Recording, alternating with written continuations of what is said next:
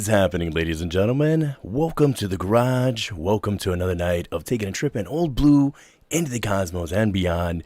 And as always, we're super prepared. And at least one of the computers, this is why you should always have two, at least one of them has crashed. So you guys will bear with me as we go through the introduction here on a few things I want to update you guys on that we're super excited about. And even if I don't get right off the bat, well, at least it's going to come up over the next couple weeks, I promise. Right off the bat, though, I want to give a big shout out to Ghost Dragon ZW. Thank you very much, who's always checking on the evil fae or possible gremlins of any sort that are of mischief. He gets the gold position tonight. And actually, I think Trippy Times Josh, he had first position. First comment I seen on YouTube. So to be fair, we got to give him the gold. Silver to Dragon ZW. Wes H is here as well. And I saw Brown Dot Flop was in there. And for some reason, on my end, it gets rid of those comments or the comments on there. So those are our top 4 positions. So thank you for being here. Susan Play says, good evening, everyone. Thank you, Susan, for being here tonight. Vera Ray is here as well. There's Brown Dot Flop. Thank you once again for hanging out with us. So I just want to let you guys know, once again, the biggest thing that we've changed up here just a little bit is that we are still accepting if anybody wants to do super chats. That is super awesome and amazing. We love them. We won't tell you don't send them, but they take a lot in the YouTube aspect of it. So we've put in our links, the different other ways you can support the show that maybe would give you more of what you're donating will come to us versus the other options.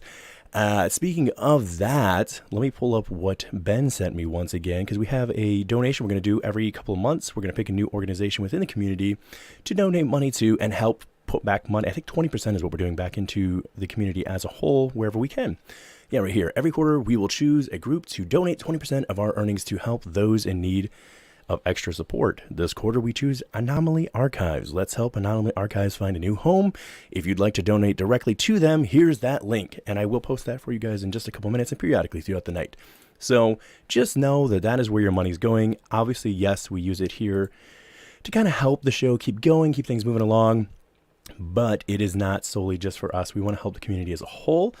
Speaking of the community as a whole, guys, I am super excited about this. I probably should have had this all prepared. I want to share with you what Ben and Joe have been doing this way. And this has been a long time coming. And if you're listening on the audio aspect only, I would urgently, vehemently beg you to at least take a peek at the video aspect of what we've got going on here. And I'm going to share my screen. They have a garage reunion going on, guys. The UFO Garage family reunion in 2022. It'll be November 4th through the 6th. It'll be Friday night through Sunday night, Sunday afternoon. It will be in Texas. And it's going to be a great time. I have a link to that already in the show notes. So if you'd like to check that out and more, we can discuss that more in depth over the next couple of weeks. We just want to start kind of planning this out and letting everybody know we're super excited about this. They've got tiny houses. They've got like TP tents. They've got all kinds of amazing stuff that way that I don't know if they have any pictures here or not. Let me see. That are planned out that way. And it is Mystic Quarry is where the place is at. That's the name of it. But I am mainly excited about the TP tents that are really like the way they're set up. They have like wide open so you can see the stars at night, but it keeps the rain out, which is, fun because as much as I like just gazing up into the night sky, staying warm, staying dry is also nice. But enough about all that. Let's get back to the show here. Why we're here for you this evening, which is Bree, better known as Thin Lizzie Borden within the community, as well as Mr. Scary Gary. Thank you both for being my guests here tonight. Let me actually, you know what? Let me bring him in here. Guys, how's it going this evening? How are we doing? Good. How are you? Good. How's everybody doing? Not too bad. I'm doing good. Looks like everybody in the chat's having a good time. I hadn't checked back over here yet in a little bit. So Simon Wells said, I would like to say Willy is stealing my look, but he does it better. Oh, Simon, you're way too kind. That's my brother from down under, guys. I'm telling you what. Let's see. We got Sweetly Morbid Bear says, Mr. Willy. Yay! And Soul Siblings listening on road. Love you. Will you drive safe? Be safe out there. Mm-hmm. And yeah, I'm very glad that, look at Spooky says, this is a lot of beard. Spooky? It's spooky. A little bit of beard. Spooky-cito. Can you ever have too much beard? I mean, I don't know if that's the thing. I don't think so. Each their own. Some would argue that is the case. You can have too much. Oh, Simon Wells, he says, woo, 3 of the most beautiful people I've ever seen. Simon, you're too kind, brother. Thank you. Thank you. Let's see. Oh, Mildred Haskett, thank you for being here. And anyone else I might have missed while I was sharing some of that, guys, thank you for being in here tonight. Stuart as well says, hey, guys, watching What's Shaken. Thank you for being here. So let me get that out of the way. I don't have pulled up right initially in front of me who the next guest is for Ben and Joe, but obviously, guys, you can catch them every Tuesday with their topless two-topic. Hang on, it's like two-topic topless Tuesday. Okay, Yeah. you got it right. Something like that. Please feel free to check them out, as well as now Bree, the newest edition over at the After Hours. You can catch myself, the gorgeous Gemma Jade, the fedora-wearing John Hudson, and thin Lizzie Borden on the After Hours as we hang out, sharing tomorrow evening. We'll be there, as a matter of fact. 11 p.m. Eastern is our start time. What is that? Your guys' 9 p.m. Mountain Time? Is that right? Yep. Yes. And then 8 p.m., I would assume, over there on the West Coast. Yep. I don't even know what they call their time over there. I used to think it was like, what is it called? Pacific.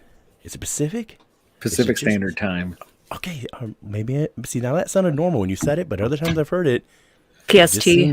Yeah, PST. Or maybe they go with just PC now. Is it just PC? No, it's I don't always know what the it PST. PST? There's All right. EST, CST, and then, MST. MST. There's too many. All I know is that I reside in this Eastern time zone that I happen to fall in, and that's what I rock with. So I know. I didn't think you were technically the East Coast, but I'm close. we to the learned cutoff. something new. There's two parts in Michigan. We have an Eastern and a Central. So if you go for far, I think it's in the part of the Upper Peninsula that stretches over towards Wisconsin that falls into a different time zone. So it's not really part of, like, I'm in the lower part of Michigan, I'm in the mittens, so it's not really, I don't quite count it as that, but I don't know. Now, speaking of that, let's start there. And obviously, we're going to go a variety of places tonight as we engage in this conversation wherever we might end up. Who knows? As you guys know, we hop in Old Blue, we go explore the galaxy and the cosmos. Perhaps you're listening to this and we just are live right now and you're with us, or you're listening and it is some many years in the future. Perhaps you are our great-great-great-grandchildren. I have no clue. Either way, we welcome you and hope that you enjoyed the conversation this evening as we discuss kind of, I guess you could say, your guys' story. And one of the places we could start, and I obviously have a few places I want to go, but you guys did have a little bit of history near the Minnesota-Wisconsin area, both of you, right? Yeah. Now, prior to even meeting, you guys both had independently history in these areas? Yep. Yeah. I gotcha. Yeah. Okay. Well, I guess starting with you then, Bree, where were you kind of, I mean, you don't have to go like, in the beginning, where were you born? But like, roughly, give or take, is that where you were born, or? Yeah, I'm the Minnesotan one, born and raised, and he's the California one, born and raised. So it's kind of vice versa, what you would think that I would be from where he's at, and vice versa. So, Nice. yeah, when did you move to Minnesota? I was like 13, 14, so it was like 93, 94. That had to have been a little bit of a culture shock, right? Going from, I mean, just the weather alone, right? That had to have been an adjustment going from California to Minnesota. Mm-hmm. Yeah, the first winter was definitely interesting. They had a huge blizzard right at Halloween. Oh, and yeah. it just buried everything, and we were like, okay, what did we do? Yep. Definitely changes up. Like, I couldn't imagine, like, as much as I do give the guys, and obviously Joe and Ben graciously who allow me to even do the show with them over here at the garage, as much crap as I give them in Texas about when they get snow, I don't think I could do the heat. I really don't. I don't think I could do that Texas heat sometimes. Not my thing. Not built for it. It's way too hot. So. Humid. Yeah. Yeah, Well, that's what he's... that's exactly it. Is that if, especially Michigan, you get humid in the summertime, just like Minnesota does. And I grew up in the Mojave Desert where it was 120 degrees, but it was super dry. And so it didn't feel nearly as hot as it did when we moved to Minnesota. It was like 90 and 100% humidity. Oh my gosh. Well, let's start there, actually. That's a great starting point because obviously we had Mr. Ron Felber on not that many episodes ago, 2 episodes back there, which is a great time. Thank you, Ron, for coming on and hanging out with us. But interestingly enough, obviously we dealt with the Mojave Desert incident, and you growing up in this area, had you even heard of that story, or did you see anything else yourself while you were there? Have any experiences? We had lots of weird things happen, I guess, is the best way to say it. Okay. I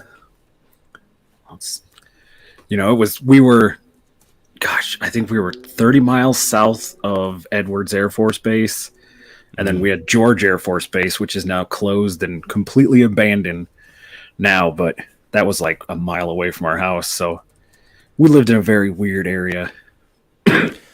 Do you think that there's, I mean, okay, there's two parts to this. People always say that they disregard anything being in the sky, the, UFO, the classic statement, as it were, before UAP arrived.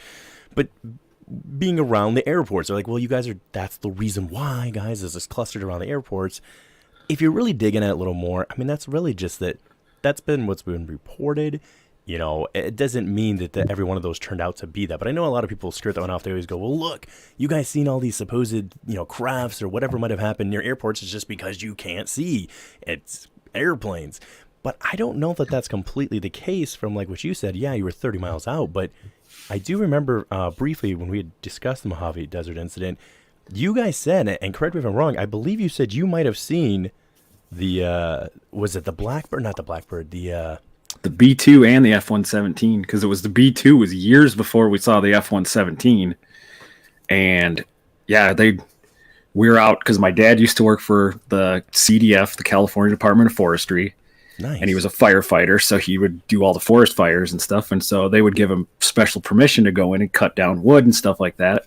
And then he'd sell it. And we used to cut down the stuff called ironwood, which is like from the mesquite branch, I guess. Its closest relative is the mesquite, and it's like this super dense wood that you'd have to sharpen your chainsaw after every cut, almost every piece of wood you cut off. But you'd throw it in your wood burning furnace or your wood burning stove, and it would last all night long. Just one log. It was so dense, it would just burn forever and hot. And so we were out cutting that, and yeah, we look up one day and the big old B-2 just goes flying by with two F1, the F-15s flying alongside it as escorts. And what the hell was that? And, you don't know what it is because never seen anything triangle shaped like other things. What year would this be? Oh, this was I was 7 or 8, so it was probably 87, 88, something like that, a long time ago. Dang. Before I was born. Before you were born, is that what you said? Yeah, I was born in 88. 88's a good year, though. That's a good year. But so that one could almost state, now I don't. Ben would know. Ben's in the chat tonight. Ben, what's shaking, brother? That might even have been before the legendary Jim Goodall came out and wrote about it, right? Because close, right in that range was somewhere. Around then, because I know with the F-117, that was a little later on. I'm not good with the exact years, but I know we saw it, and it was, what the hell was that again? That one's totally different. Mm-hmm. And then a couple weeks later, you see the Jim Goodall pictures come out, and it was, oh, that's what we saw. So it was neat. Gotcha. Now, with that being said, as a young, child or a young man, maybe, I guess at this time you might have been a kid at the time, did your parents, your family life ever hint at the idea of, I guess, what was the family like as far as addressing the idea of possible extraterrestrial life forms? What was that process? Did your dad just say, it's just the airplanes, or what was the deal that way? Yeah, he was mostly it was airplanes. You know what I mean? You knew it was something military because it had 2 fighter planes flying along next to it. So it's, well, obviously that's coming out of George or Edwards, because that's the other thing is they would fly all the X-planes through where we lived all the time. So almost weekly. No X-Men? No X-Men. No X-Men, just X-plane. Yeah, just the X-plane. And so almost every week you would have sonic booms going off left and right. And so you'd just be in the house sitting around, and then boom, and the whole house would just shake like crazy. And you're like, well, your dad's from California also. So he's been around and probably has seen stuff for a long time. Yeah. So he's probably used to, or doesn't, pay it any. Never mind. Yeah. I mean, that's kind of how it is. That's how I am, I guess. It's just weird things happen. And you're like, oh, yeah, another day going by. Yeah. Very true. So at what age, I guess, or did you, I guess growing up, was your perception of this realm, the idea of the strange, the obscure, the unknown, was it peaked at all? Or was it just kind of very black and white way of looking at life? No, I was very a woo kid. I was a nerd, so I would be in the library. Still is a nerd, and I am too. But I'd be in the library all day long, and all I would ever do was I rented out every single book on UFOs I could touch. I knew the whole scale, what Close Encounters of the First Kind is this, and second, third. The very, just everything was. That's all I did was I'd research all the different the Falcon Lake incident and things like that. That's what I learned. Was that in California? So when you were young? No, that was the one up in Canada. No, when you when I were was a kid, reading the book. So you were at a young age doing all this is what I was. Now, did anybody close to you, even a friend of some sort, did anybody share that interest with you? Did you have someone you could kind of, back and forth conversate about the ideas? No, I was kind of a loner kid. So it was just you just working these ideas out as to what could be going on, and very nice. Seeing things. I gotcha. Now, when you guys, prior to you making a move, because obviously, again, we brought you here to talk about some stuff tonight and some of the experiences that might have taken place in your life, but did you, I guess, let me see the right way to ask this. What is the earliest recollection of an experience where something you go, I can't quite explain what that was? Not saying you know what it is, but you just had to have the moment. Gosh, I mean, it was little, 5, 6 years old, probably less than that. But yeah, it was always that weird, like I was a little kid that was always paranoid that I could tell things were watching me from outside the windows. And like where I grew up, so we lived in this little town, and at the time it was a little town. Now it's huge, but at the time it was a littler town, and we had, I think, 1 or 2 rows of houses behind us, and then there was nothing but desert.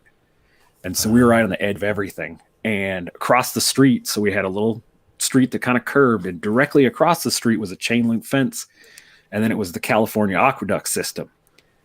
And so we'd go in the aqueduct and walk around and catch giant catfish, because this part of the LA River was actually full of water, unlike what you see in like Terminator 2.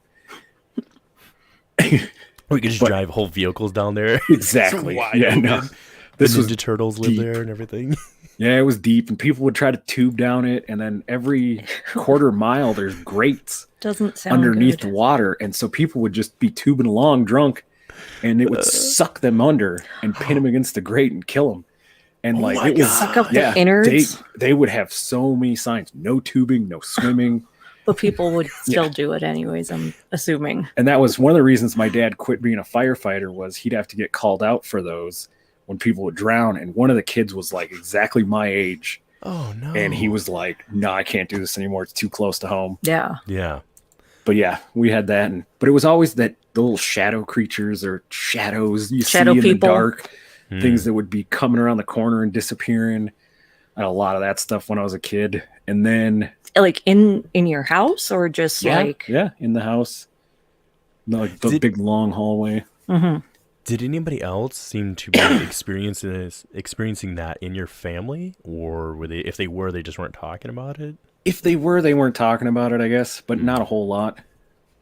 It had been a lot. I mean, I often think of, we seem to, most people agree now, there's a general consensus that, young children or animals seem to be more open and receptive to different frequencies or dimensions, perhaps. Mm-hmm. And I often think, like, how difficult that must be for a little child sometimes, depending on how they handle it, right?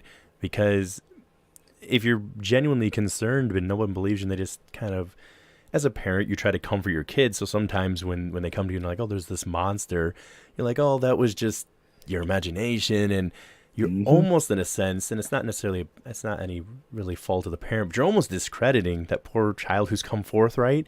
And then let's say a parent handles it in a bad way, that child might ever speak out about it again, depending on what happened. Mm-hmm. So you start having these experiences, you're already kind of seeing things at a young age. At what age did you have a for sure, like, this moment I would define as it kind of changed the course of my life, as it were, in the interests that I have? Gosh, I mean, again, that was probably being 7, 8 years old, something like that. That was a lot when the weird dreams started to happen, the reoccurring kind of dreams that you started getting. And that was when it just kind of, that was when it got really interesting, I guess. Well, if you don't mind, let's. Do you want to hit on that a little bit? When you say reoccurring, was it just similar-ish, or was it like an exact same dream that was taking place? It was an exact same dream almost every time, and it was It was one of those dreams where every time you'd wake up, you were just soaked in sweat. And it wasn't even like it wasn't weird either, or it wasn't like a scary dream. It was just very eerie. And that's what was always, I guess, weird about it. Yeah. Now, at this time, I guess what I'd love to do is kind of, get your guys' backstories up to about the time you guys meet. At this time, it was most of this taking place prior to Bree being in the picture of your life, or? Yeah. Oh, yeah. That's all when you were still in California as a little kid. Yeah. Oh, wow. Okay, so this isn't even, so we're not even past, 12 or 13 years old. He's had a plethora of different things before me. Very nice. I'll give a sus to that for anybody out there who's taking some drinks tonight. So you had this dream that started reoccurring. And again, I know you said you were kind of a loner, but was there ever a moment, I guess, let's hit on that for a second since we brought up with the young children. Did you ever try to reach out to anybody, or what was your process of handling it? Just deal with it, kind of. That's kind of the way I was, just a kid like that. I don't know, I was a tough kid, I guess. I grew up. Just rode bikes. Yeah, rode bikes in the desert, got hurt, deal with it. It was a different time. Things have changed, and it's things have progressed in different areas, and it's I don't think we'll fully appreciate maybe the transition that we're having sometimes until maybe 50 years on the road. We don't maybe realize the history that we're living in, because it is a weird time how, man, not only really even 20, 30 years ago, like the way that you grew up as a child versus now, it's night and day. And I don't know that it's ever been so vastly different from one generation to the next. And we're only talking one generation. I mean, there was always changes, yes, but man, we have just completely changed up the way that we connect to nature. The idea of children going out and, hey, I remember that's how we were at my grandparents. We were always out about in the woods and just doing whatever. Not saying everybody has to have that experience, but there were some really good rooted memories in that of just being in nature and just running around, right? Like passing out sunburn at the end of the day. At least for me, I sunburn a lot, obviously. So I would pass out in the heat, right? But, now there's been a big transition in the change of way that's taken place. And maybe, I don't know, we'll see. Maybe it's yet to be determined if it's a great thing or not. But so with this taking place, what caused the move, I guess? What was the up and moving to Minnesota part? Oh, my dad's job transferred. He wanted to own a snowblower. He did. That was one thing. That was his bucket list? I want a snowblower. Well, when he was a kid in the 60s, He's California. His favorite football team was the Minnesota Vikings because they always had snow games. And so he loved watching it sitting in San Fernando Valley, because that's where I was actually born, was in Encino. You're Encino man. Yep. I'm the Encino man. And he grew up there just loving it. And so then he was like, the job opened up in Minnesota. He was like, yeah, it's full of fishing. It's got snow. It's got this. And yep, we moved there. Man, was it a different change. Yeah, I can imagine. And I completely forgot to, and obviously you don't have to give exact details if you want to, but I forgot to hit on this. Did you have siblings? Did you have some other children? Were you an only child? No, I had a sister too. Okay. So you guys moved there and you're maybe getting settled in.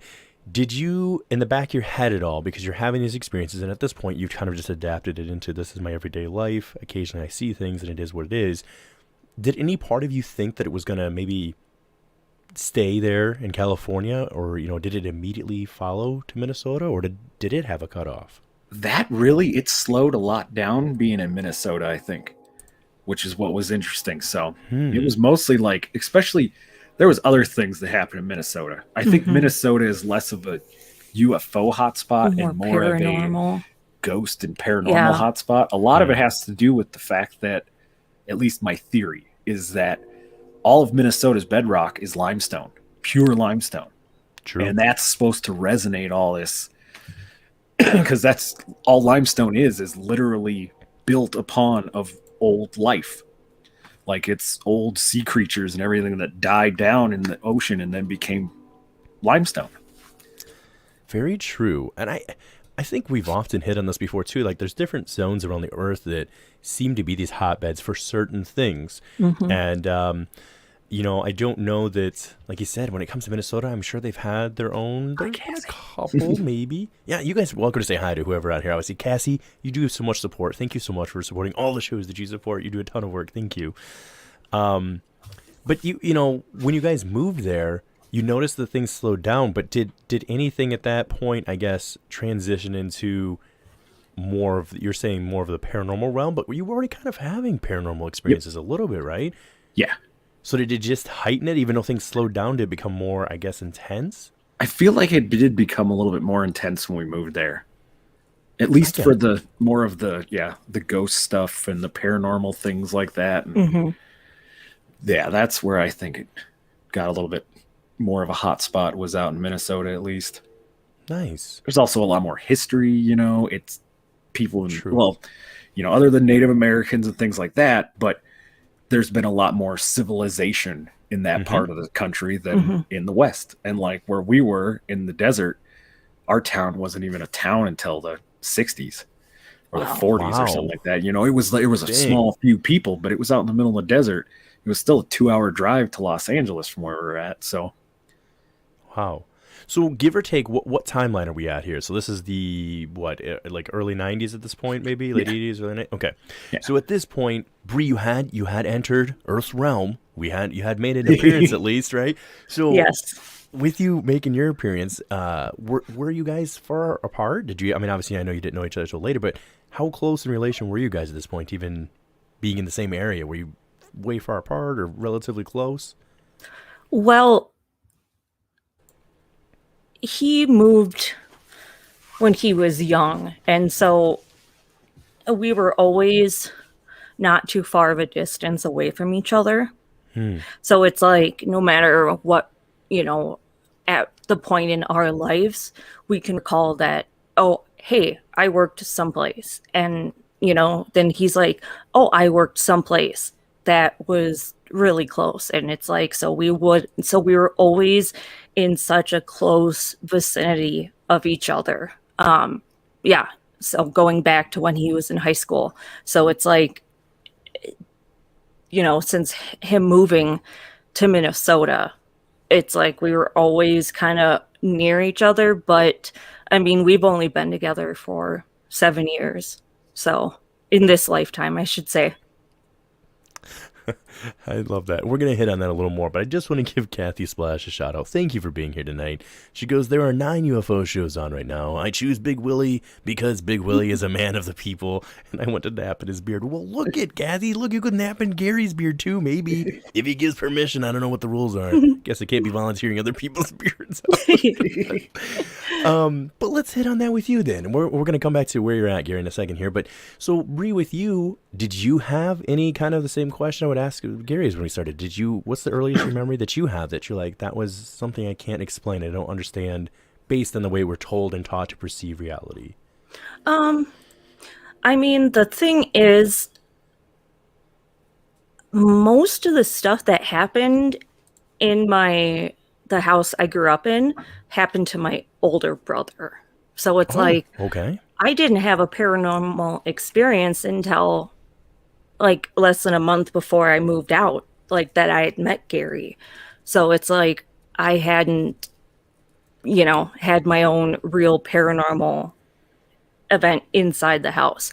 But my brother would, when he was younger, he was in the kitchen with my mom and she was making salad. And then my brother said, ow. And then she looked over and then, he had a pinch mark on him and she's making salad. And so my brother thought that she was the one that pinched him, but we don't know what it was. So it's like I always was told stuff, but I guess the first thing that happened in our life would be my family. We were up north in Duluth. Okay. So it's my dad, mom, and I, and we're visiting our family up there. So my brother is at home in the Twin Cities. So it's about over 2 hours drive away. And we're out to eat with the rest of my family that all lives in northern Minnesota. And then my mom gets a phone call, and I might have been a teenager. And she was asked by my brother, is Bree there? And she's like, yeah, she's here at the table. We're with us. Why? And he said that he had a friend over at their place or at my parents' house.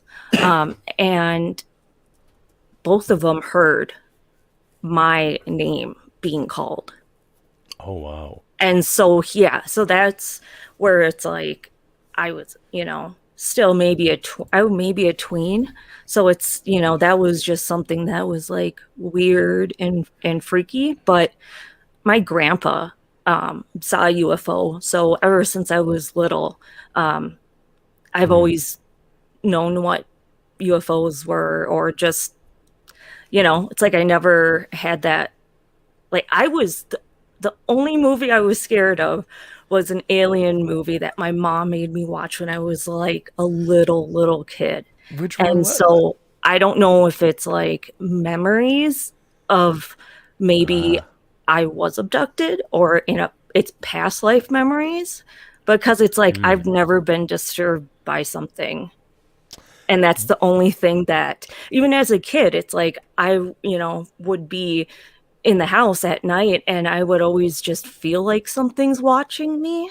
So I guess, that would be recalling an aspect of, my childhood and kind of sensing things, I guess. But I never had anything bad happen to me. I never had any paranormal thing happen till like when I was like 26, right before moving out. So that my relative, story pre-Gary is not as exciting as his.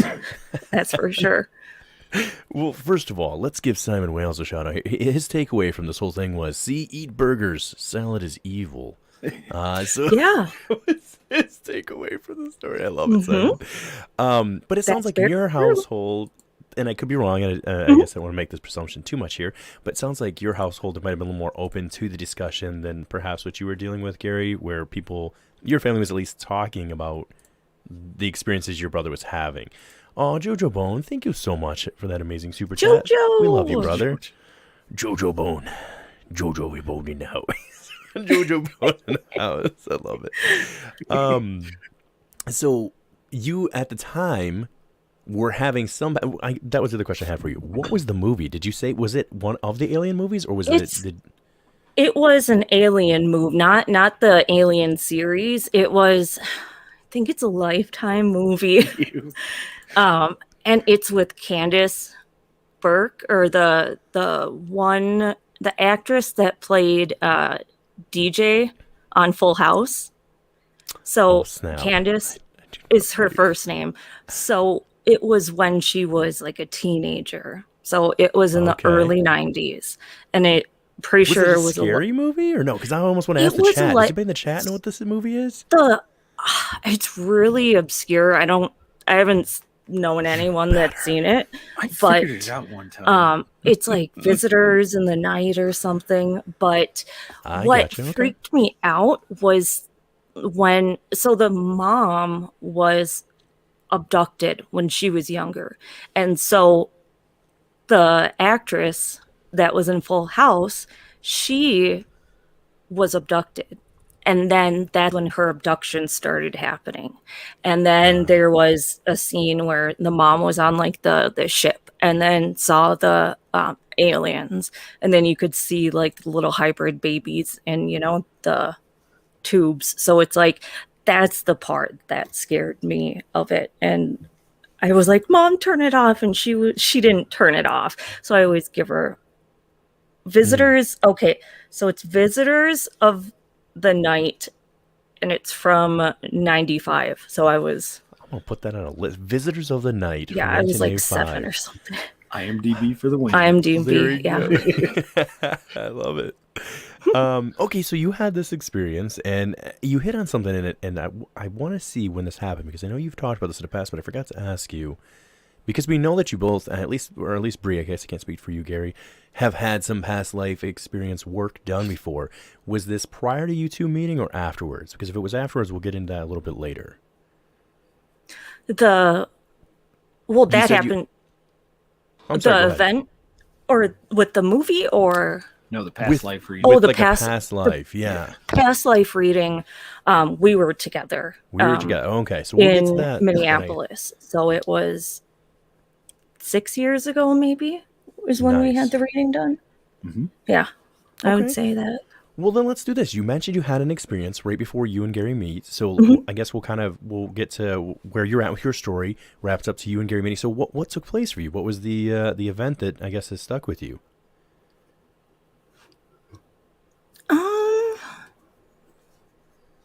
Could you say that again? I was looking at the Oh, you're chat, okay. so I heard Yeah, half no, of it, you're and I only totally have okay. Oh, I know. I forgot one about that part. headphone in.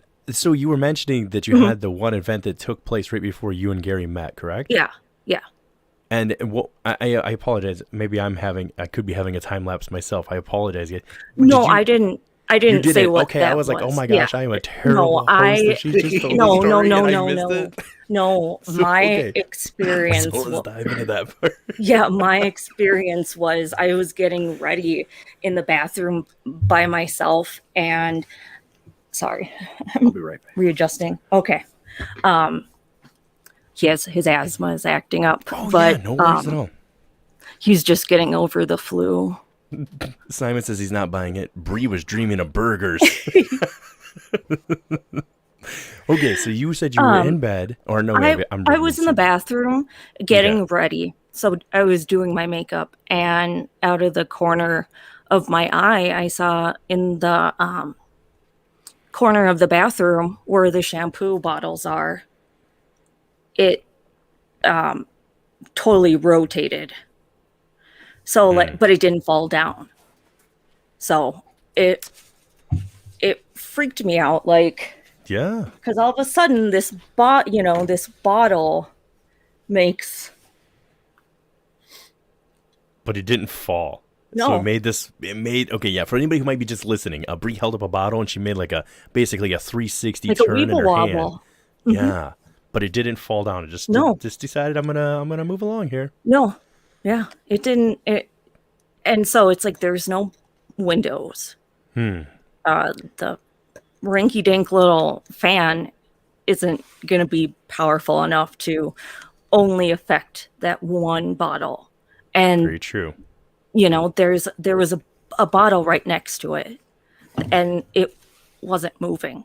It didn't get tipped over either, but it didn't move either. So it was one singular thing Yeah. obviously being manipulated, and it didn't fall down. Yeah. I just think of those toys, the Weeble Wobbles. They weeble and they wobble, but they don't fall down. Simon Will says, yeah, F that. Thank God I'm bald. So I'm assuming he doesn't have to deal with shampoo bottles. So maybe that's what he's going for. I think so. Or that he just doesn't bathe, either one of them. Yeah, well, I mean, you should still probably, get at least a little bit of the scrubbing going there, even if you are bald. So this experience took place to you. Did you tell anybody about it, or did you kind of keep that one to yourself, as far as if Yeah, you had that experience? I told my family, and that's the thing that when I was getting ready, I was messing around on my phone, and I had a picture of deviled eggs but I was editing it.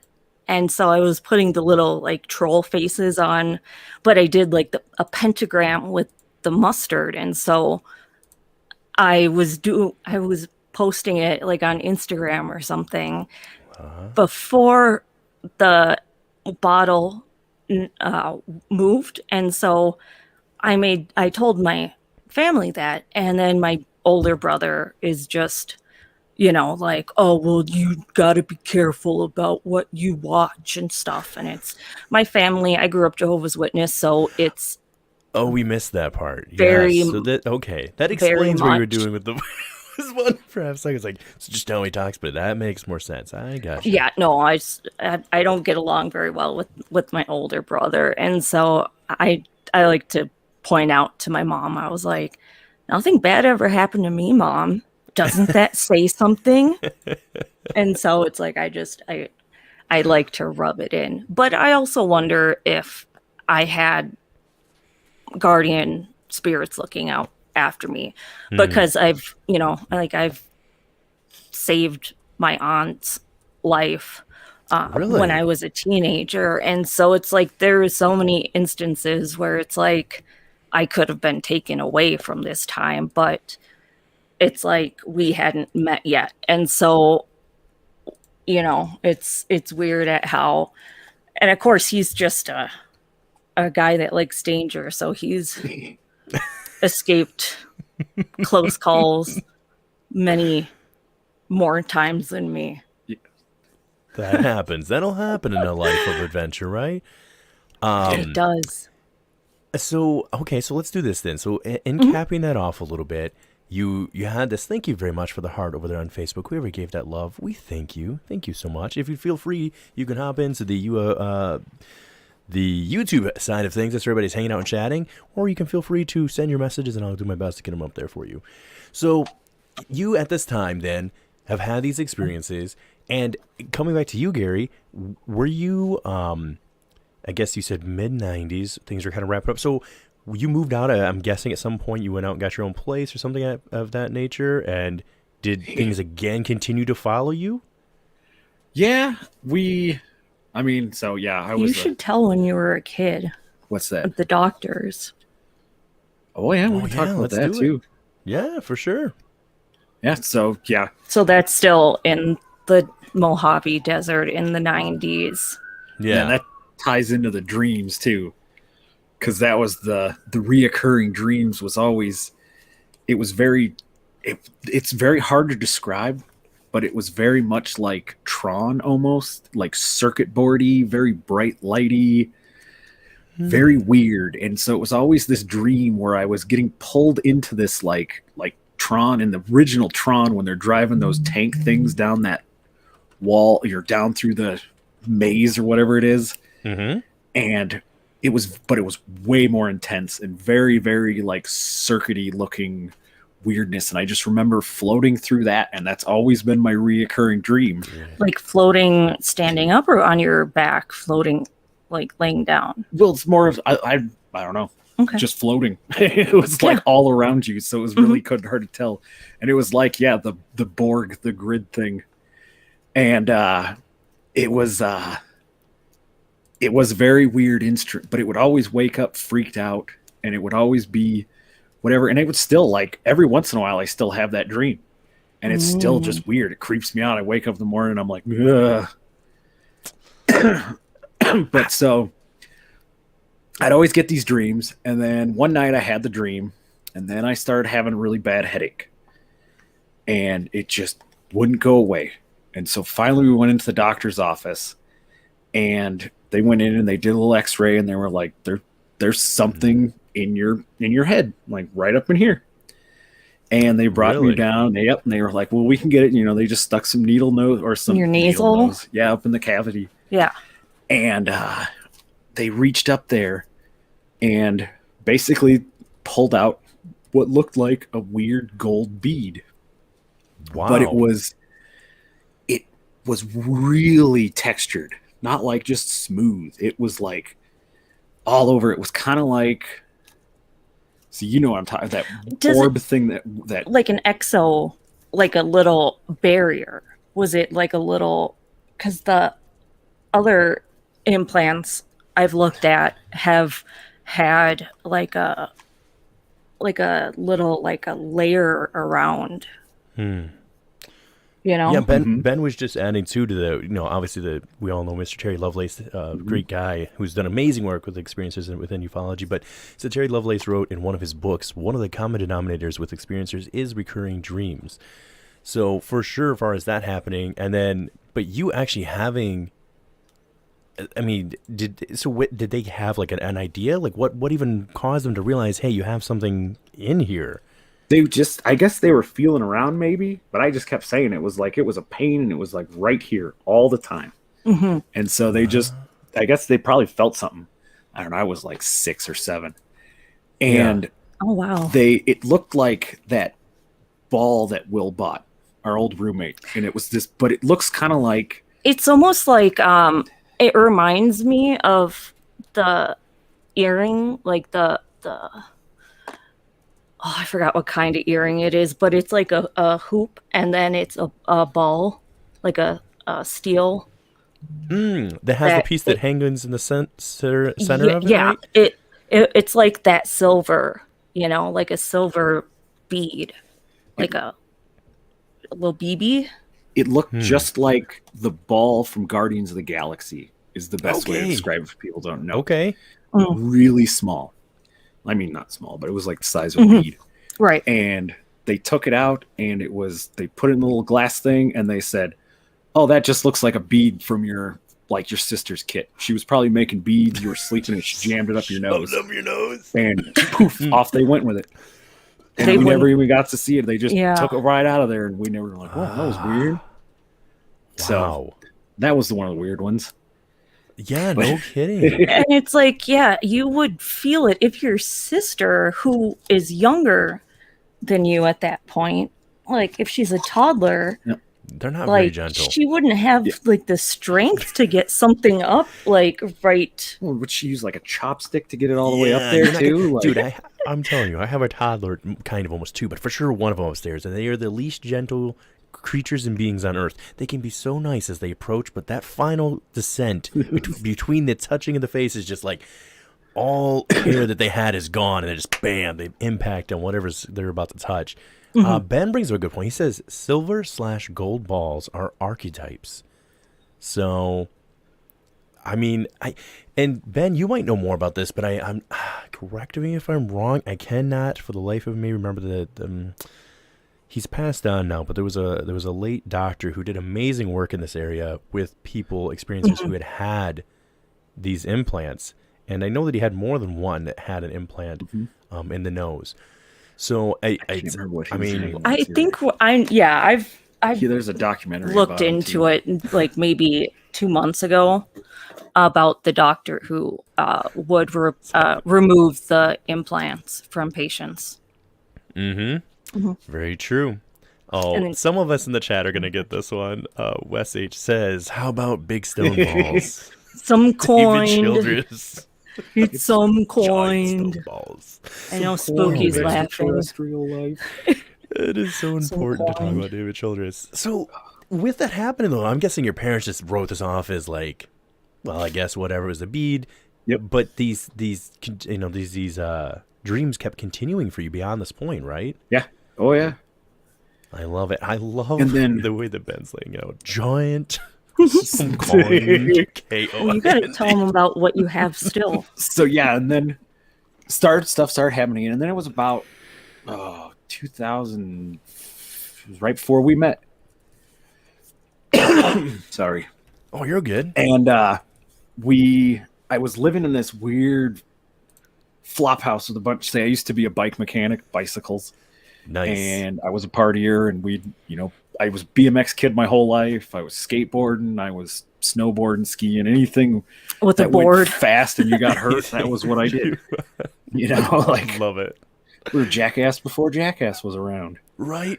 And so we did a bunch of stuff, but one night I was all drunk, and we had this bizarre, and that's a whole other thing too, is we had this bizarre duplex up in North Minneapolis. It was about 3 blocks away from where Prince was, the Prince house from Purple Rain.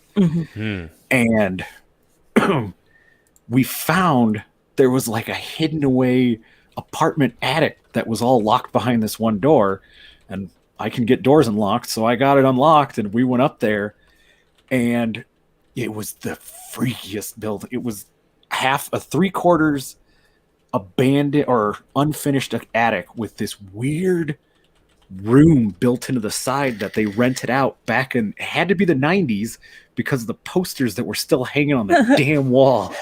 It had like a Tool Animus poster right when it came out, and all these other 90s posters, and this really nasty bed, and it was creepy. And then the other part of the house, there were ropes hanging, and somebody had like a fake like pull-up thing that they built for the pulling up, and then like a weight bench up there. So we were joking around that it was some former prisoner, and Just I was living just in living. Yep.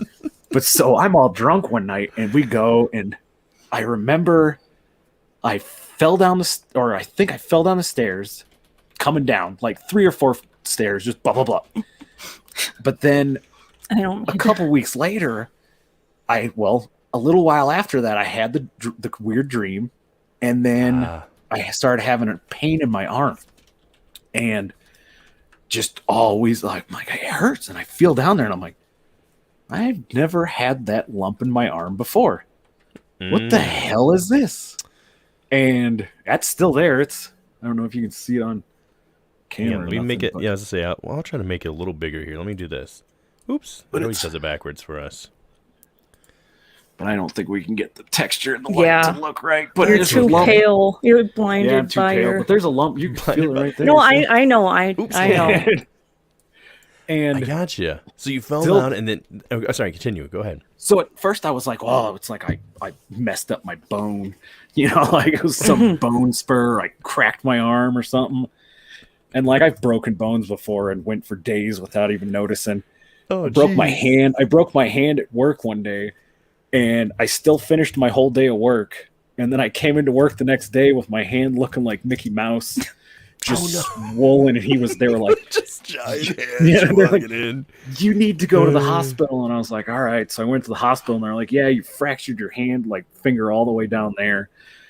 And, so I was like, it's some weird bump in my arm. And I'm like, but then I started noticing that it's not really attached to the arm, to the bone. Like if I grab it and I move it, I can actually get it to shift back and forth. Really? And move around. Yeah, it's weird. You know what's so hard about too? Like brown dot flat swinging in the face of like, oh my gosh. I know. Oh, go ahead. No, and just that's the same I'm squirmish to some things. Like I don't like blood and bodily stuff. So it's because you can feel it where it's it's not something protruding. Right. Where it's like you can tell that you can, manipulate the area a little bit. So it moves a little bit.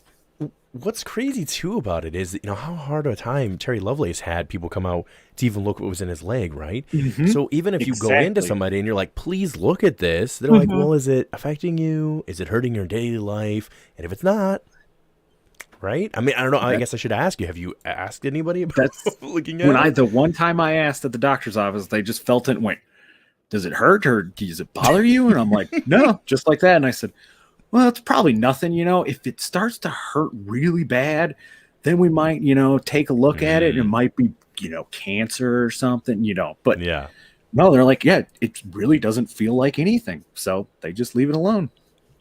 So it sounds like if you are an experiencer out there, perhaps, and if you have what you could perceive could possibly be some sort of, I love it, you poke the bear. If you possibly have something that could be an implant, you just need to tell them, like, it's causing me so much pain. This thing is unbearable. You need to go. But that's exactly it. I'm surprised you and our old roommate, when we were still drinking, that you guys didn't do, your DIY removal. No, I'm not cutting that deep in my arm. No. I let him take out my stitches, and that was it. That's why there's a lot of times. So let's talk about Jojo Bone. You're so amazing. Just rolling a doobie in a van down by the river. Oh my God. That's the only way to do it, Jojo. Awesome. Thank you so much to me. Honestly, guys, we can't put this past Jojo. He might really be in a van down by the river right now, just enjoying the night sky, rolling a doobie. What kind of van is it? What kind of doobie? What's in the doobie?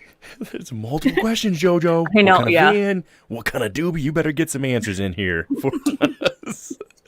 So when this took place then, you at this time, you're living in this, is this the place where you started to have some pretty interesting experiences as well with your roommate? Is that the same location?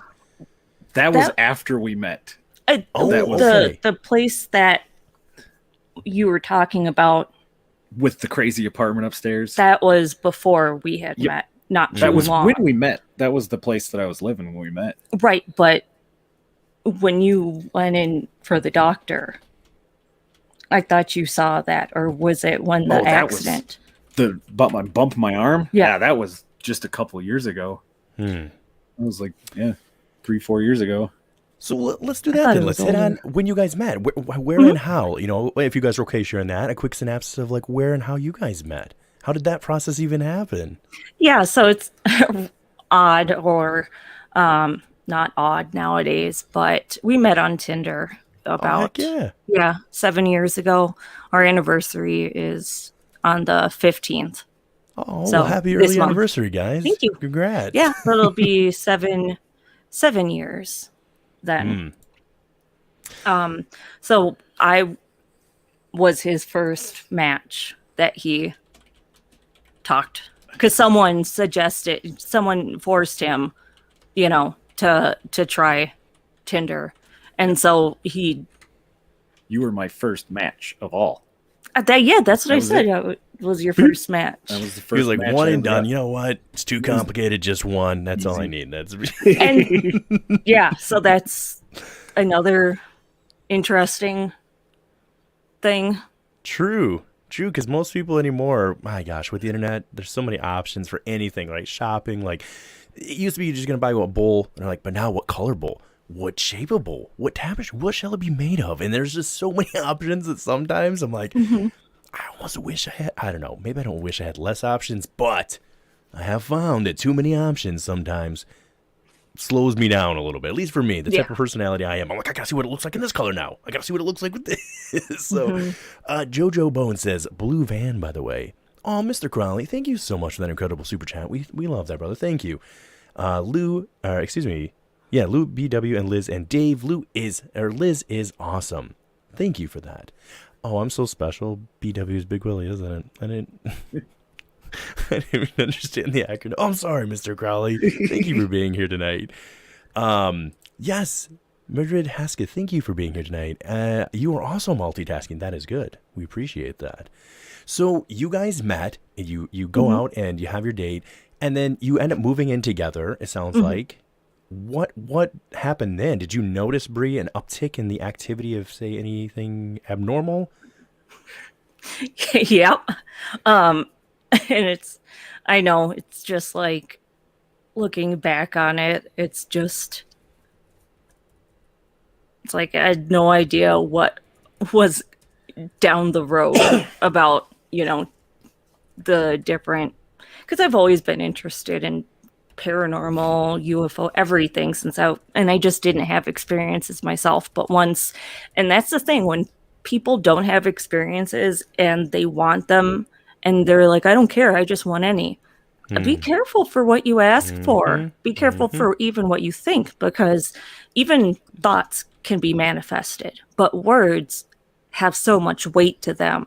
So that's where I constantly have to work on not being that Capricorn that's, you know, depressed, you know, the mopey Capricorn, you know. And so it definitely, when we moved in, it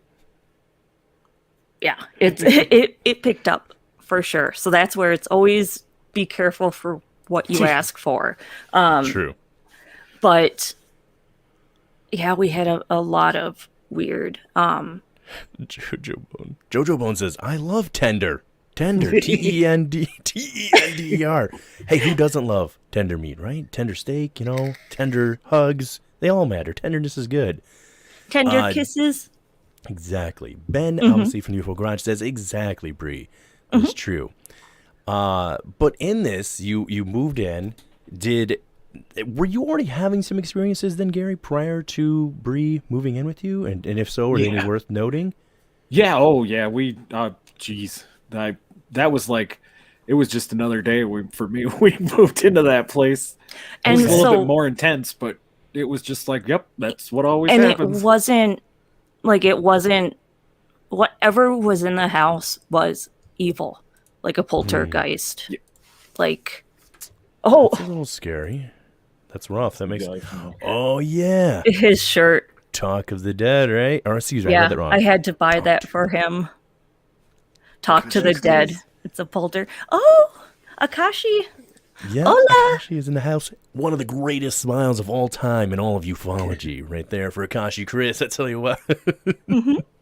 And so, Yeah, so go ahead, continue. that place is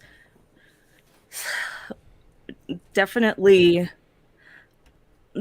most not it's the most I could tell that whatever it was there was fucking with us, Yeah. not in a nice way, because like I'll hear, like when I'm by myself, like I had the humidifier on off, and it's an actual knob, so you have to turn it, and I'll had my back to it, and all of a sudden it turned on.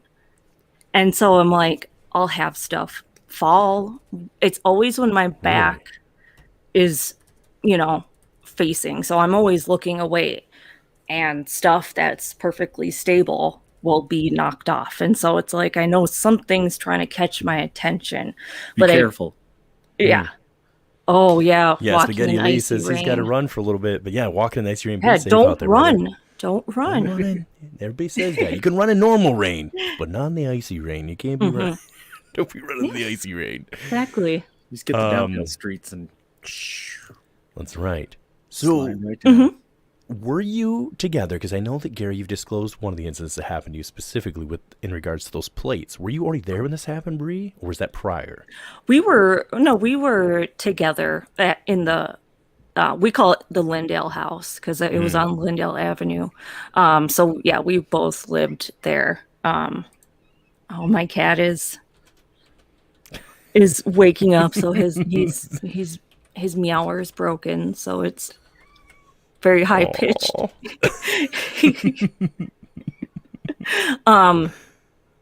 What were we saying? Oh, we were asking in regards to the plate. There was an incident where Gary had some plates. Yeah, why don't you say about the plates? Yeah, we had this kitchen, and it was in the back, and it was a little tiny kitchen, and that the duplex was built in like 1905, I think it was.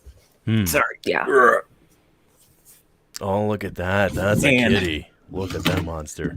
It was built in like 1905, and it was a up and down blue duplex, not like a side by side. But we had this kitchen in the back, and it was it had a door that would lead into the basement where both units would get into, and then there was a door coming directly off the side. But there was a kitchen cabinet all the way to the side, and one day I just opened it up to get some plates out, and literally 4 or 5 plates right out into my face, and then smashed all over the ground. There's no way it could have done it. All I did was open the cabinet, and they were stacked perfectly fine, like always. But yet, but that wasn't the first time I had a kitchen cabinet come flying at me either, though. So, oh yeah, that's when you were younger. Yeah, when I was a kid, we went up and I reached up just to open the kitchen cabinet door to get some chips out, and the whole entire cabinet on the wall came crashing down onto me. So that's interesting. And that was your second multiple times. Yeah.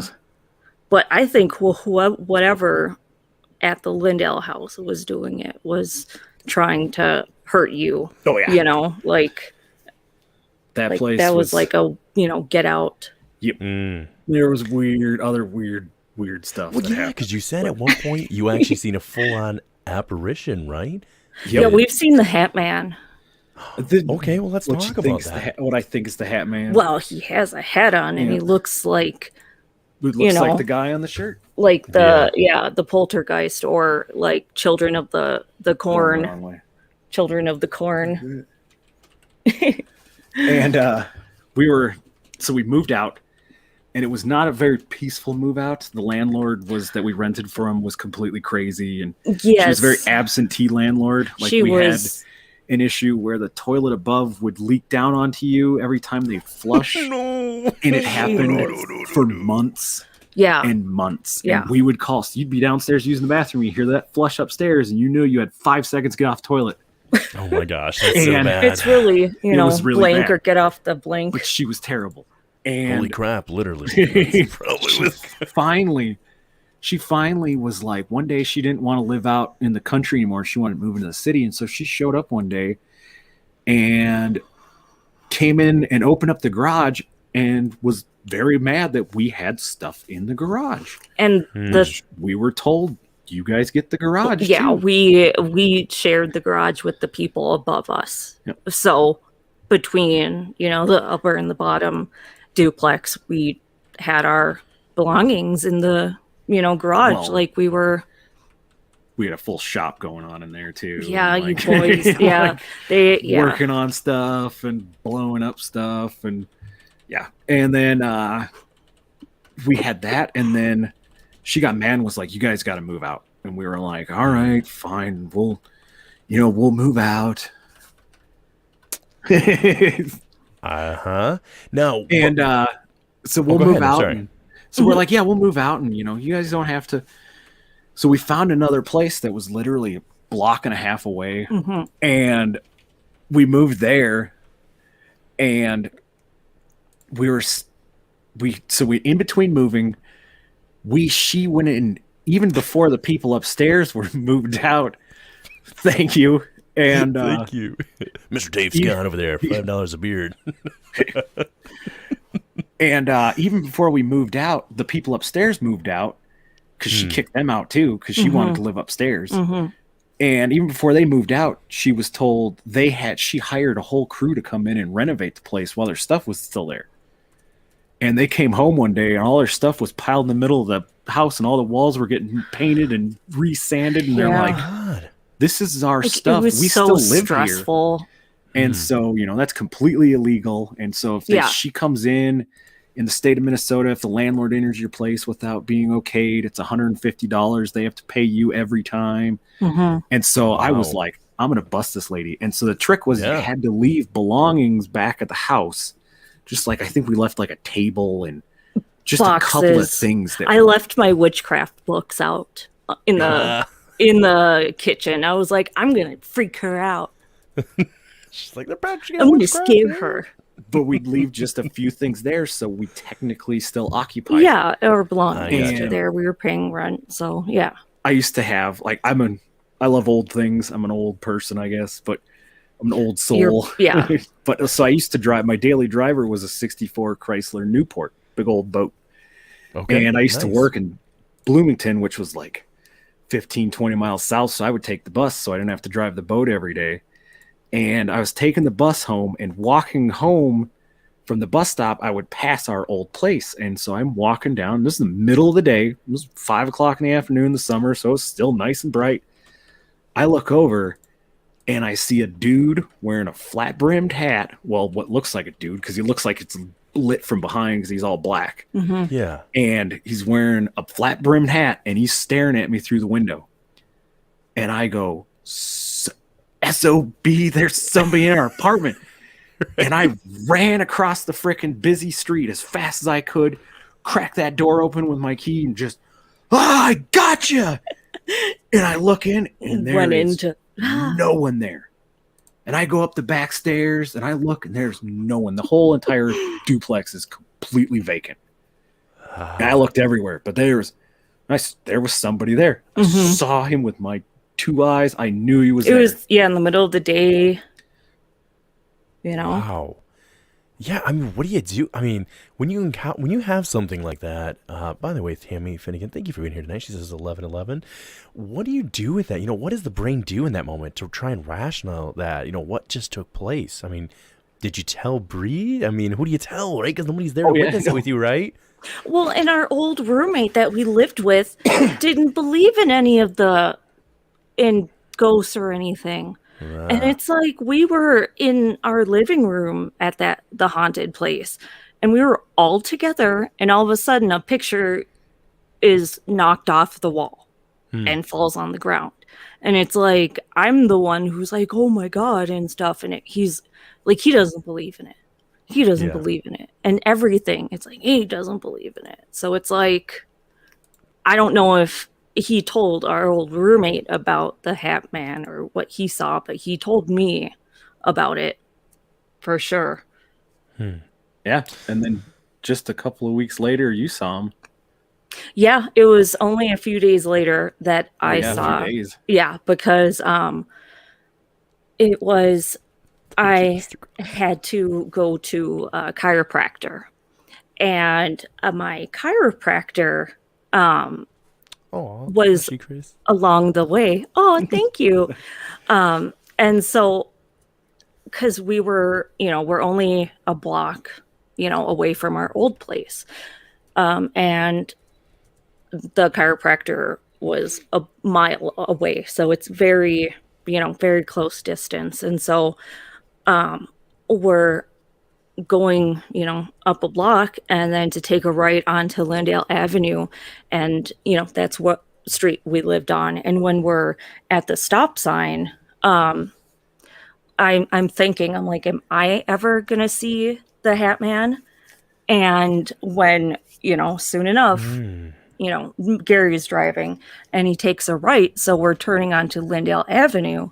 And then when we go past our old, duplex, I thought I saw someone in there. And like, it hit me. And it's like, because I thought it was a lamp.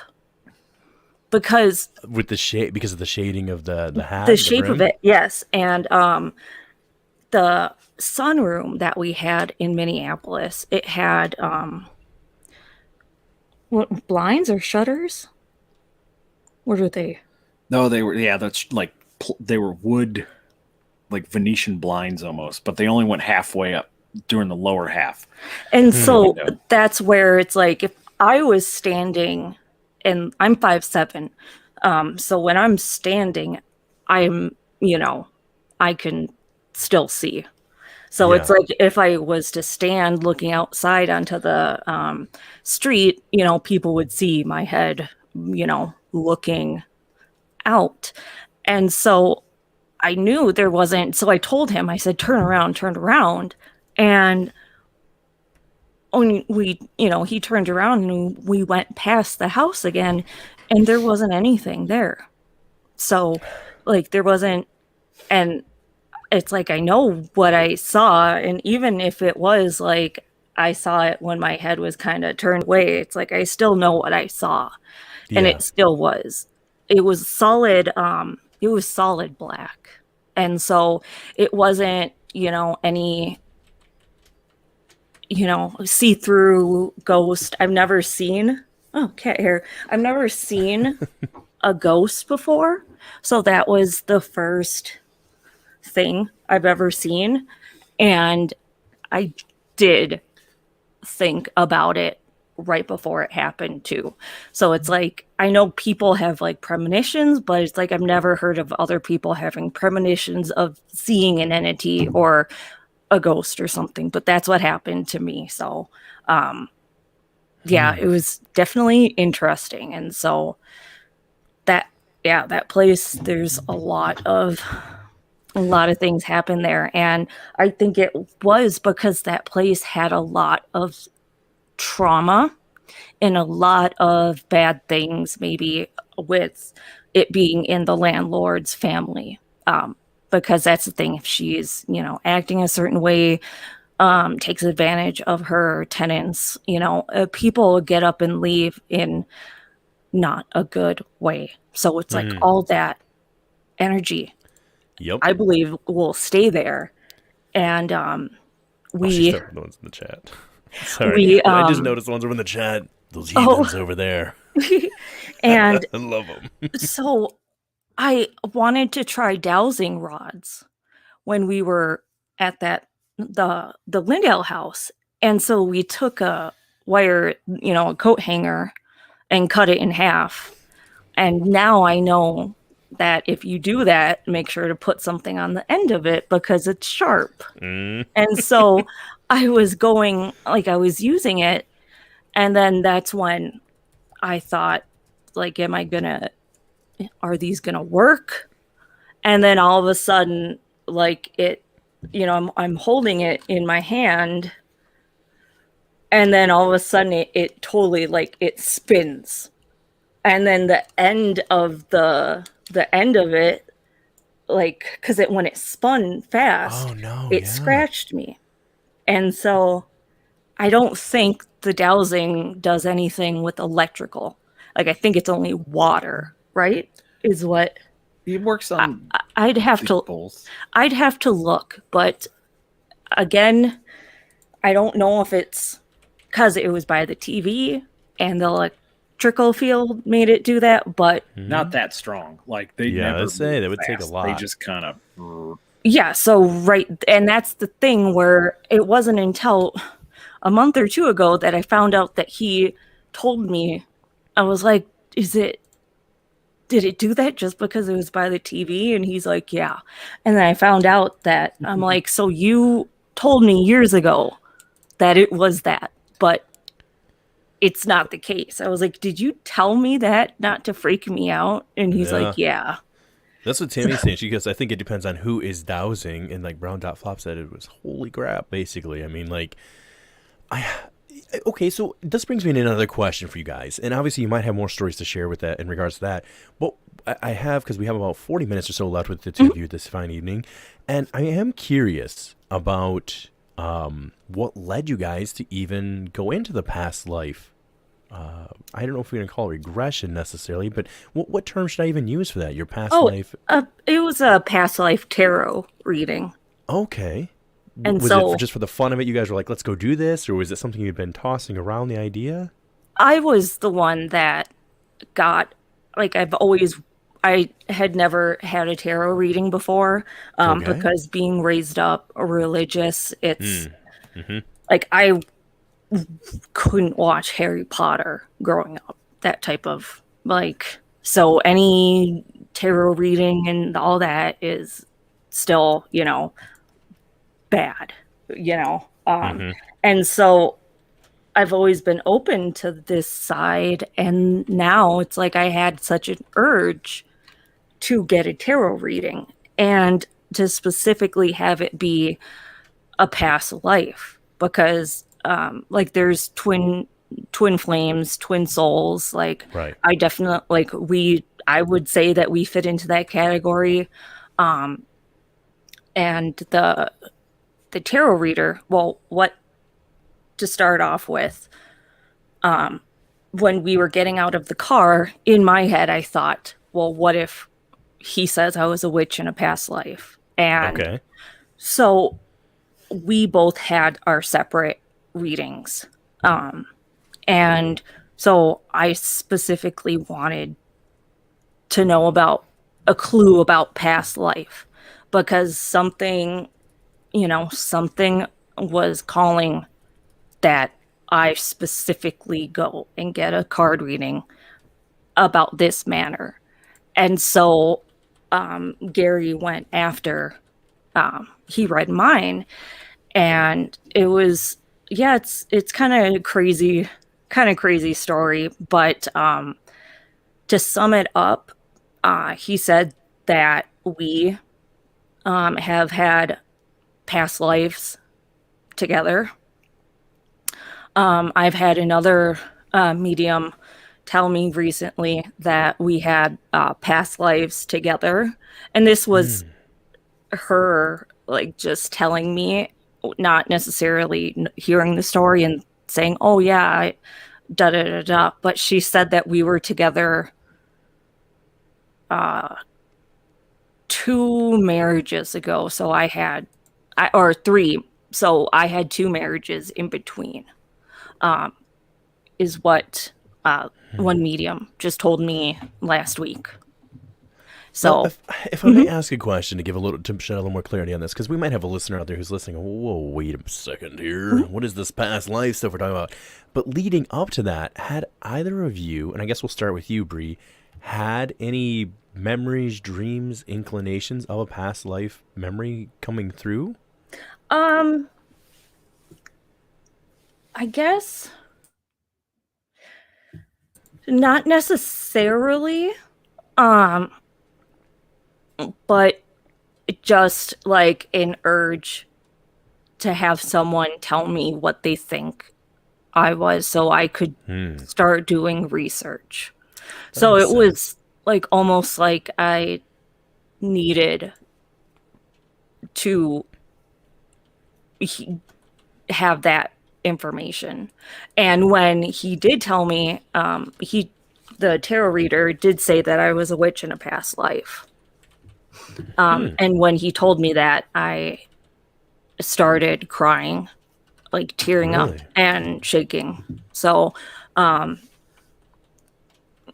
when that happens too, when people are overcome with emotion, like it's like it was a confirmation, kind of Yeah. like, and especially like I've always loved past life stuff. Like even when I was a kid, even when I was younger, it's like I've always been drawn to these kind of subjects.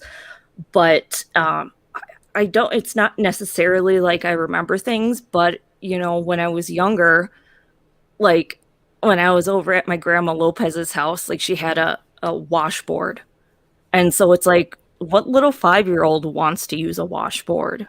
Where it's like, these are certain things that it's like they could very well be past life residual memories. And so I've always been an old soul. I've always hung out with my, grandparents or my mom and dad. I never got a gravitate, I never resonated with any of the kids my age. I never got along with them really. So I've always, and we're 8 years apart. So it's like I date older. So it's like I've always, and that's where it's like when you look up the signs of past lives, and do research, it's like all the things that were just like hitting a nail on the head. And Yeah. so being told that I was a witch in a past life and having such a genuine emotional reaction, because I'm not emotional like that. I don't usually have that quick of a reaction, but it's almost like the healing process can happen when people, like when younger kids, say if they have past life memories of being on the Titanic or anything else, once they find out, once they kind of figure out that they had a past life, it's like then they can go on and heal. True. So that reaction was me being validated that that's what I was in a past life, Yeah. if that makes sense. It does. It does. Now, for yourself, Gary, did you same question I posed to Bree? Did you have some sort of inclination or anything that indicated to you that you might have had in the life cycle? Not a whole lot. I guess just weird thoughts or weird, that weird feeling of deja vu when you go to a place and it's like, that's weird. Oh, you have I that know that trauma place. patch. Yeah, I have a weird trauma patch. I had a weird trauma patch in the back of my head before the rest of it started going gray. But I started Really? going gray when I was 18. Mm-hmm. So yeah, that was when I was 35, I think I was pretty gray. And I'm only 42 now, so but I'm way gray. I know, it's because of me. He didn't lose the hair, he just lost the color Hey, in his you hair. like the salt and pepper. That's the way to do it. My wife, I joke with her because she says all the time, because I made the decision. I'm like, babe, I would have shaved it off a while ago if it hadn't for her hanging on to it. But that's the only thing she's like, I would have. She was like, I was kind of looking forward to the salt and pepper, phase. I was like, well, we can give you some like red and white one day. Whenever that, Mm-hmm. whenever that phase starts, we'll let that happen naturally. So. Mm-hmm.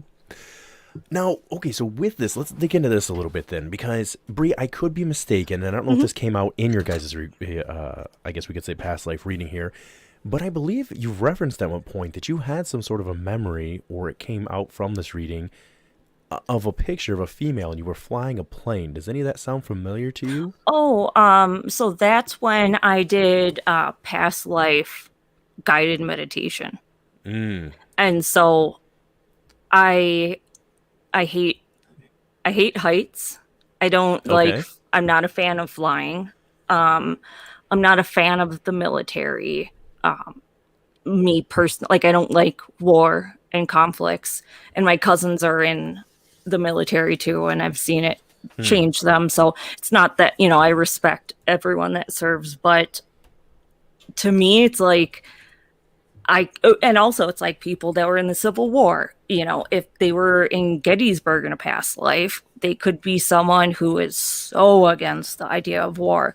So it's like that does kind of align where I don't like heights. And so by doing the guided past life meditation, like it's like it walks you down a hallway and you open up doors and then you're shown like a scene. And so one of the things that I was shown was in a, I guess, a military plane, like in maybe, I don't know, in the 50s or something, is the from what I remember seeing, it's if I was in the plane and on the dashboard there was a vintage picture of a woman, kind of like where, in those war movies you see, how they had pictures of their wives and girlfriends. So that's kind of, and I took Japanese in high school. Oh, nice. And I picked it up like that. Whereas trying to learn Spanish, I couldn't get to save my life. And my mom's Mexican. And so I got Japanese like that. And so it's like, I don't know if I had a past life in Japan or if it's the,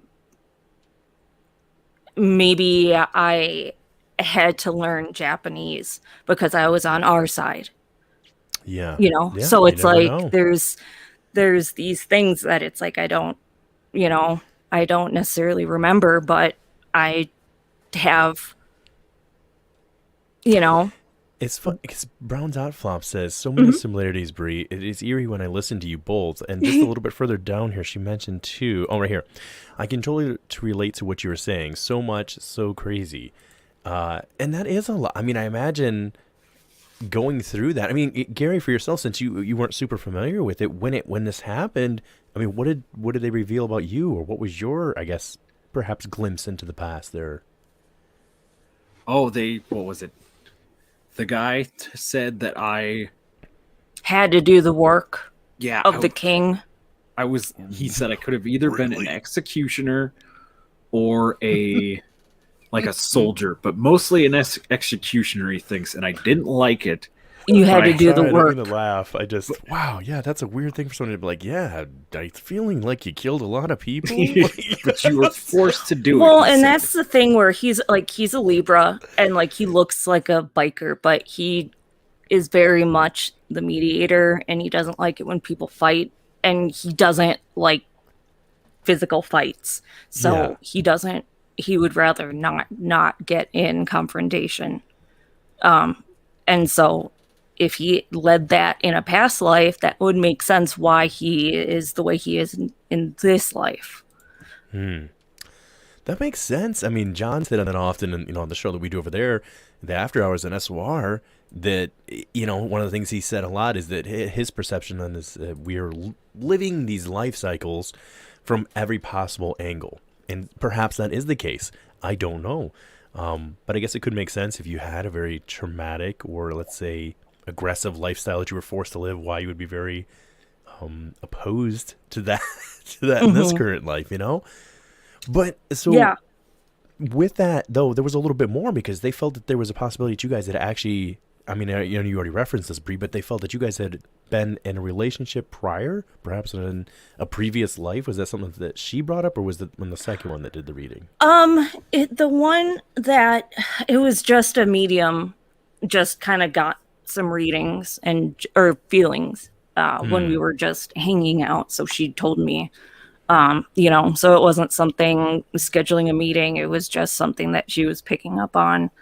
And so we were married. She says we were married 3, I had 2 marriages in between. But the tarot reader said that when I was a witch, it was, I think, the 15th or 16th century. And so if he was an executioner, around that time, I say, what if I was a witch and he was my executioner? And so I say that in jest now because I'm like, oh, well, you killed me in a past life. Can you do this? Can you, I joke around about it. And so it's like, who knows if it's just what one tarot card reader is telling us. And so I don't have any doubt that, I know that we were together in a past life. It's like, I just don't know how. But when there's so many like synchronicities and, we were always around each other, but we never met. And so it's like, I had to reincarnate at a faster rate. And so I have a lot of chronic pain that's invisible. And so in this lifetime, I have a lot of pain. And so when you have a lot of conditions in your body, that could be a sign that you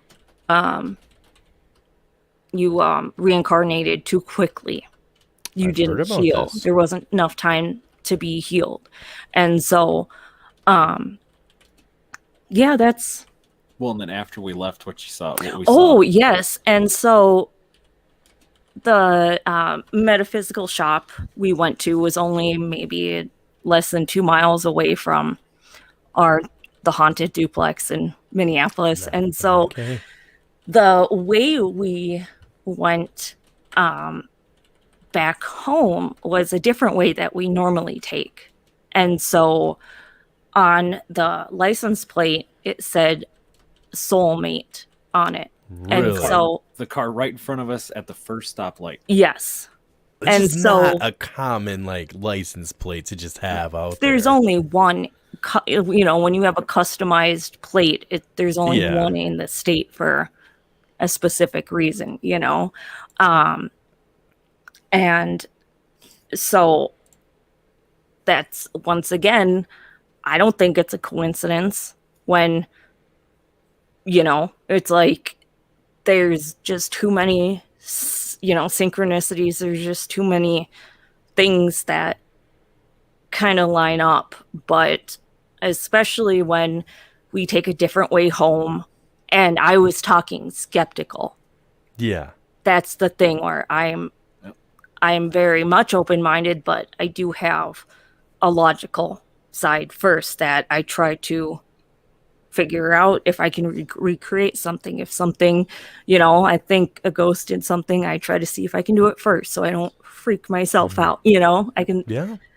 So you were talking skeptical, and we pulled up, and I go, look at the car in front of us, and it was soulmates right on it. It was crazy. That is pretty amazing. Yeah, and so it's like you can't deny that, and you can't make that up when we're talking about or just come from past life reading and get all this information, Mr. Crowley. That is true. I love you guys in the chat. You're riled up over there tonight. We love you guys. Something in the night. I know, something in the it's getting there. So really quick then too, I would love to ask you guys on this, because I see all the different adventures that the two of you have taken. You guys have traveled and you've done a lot of just different adventures together. And it seems like one of your passions seemed to be going out and looking for the big man himself. Is that just always been a lifelong passion project, or have either of you ever had an encounter with the elusive Bigfoot? I don't I like cryptids, so I'm always interested in Bigfoot. I don't think I've had any sightings, but he's the one that has been camping more, and especially when you were in California.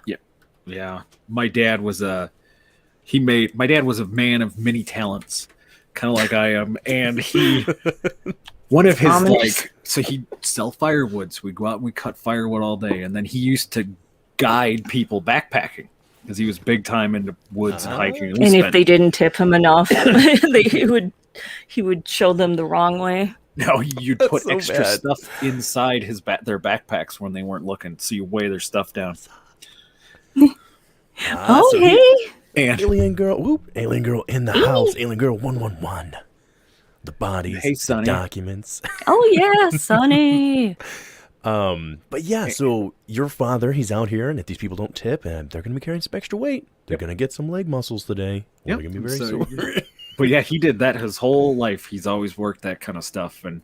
But no, we spent like my whole childhood was outside in the woods, in the desert, in wherever. We'd be all throughout the Sierra Nevadas. And then my grandpa, he was a hot rod guy, and he used to race drag boats. And so we had this big flat bottom or a wooden mahogany flat bottom drag boat. And it just sounds like Ron Burgundy style.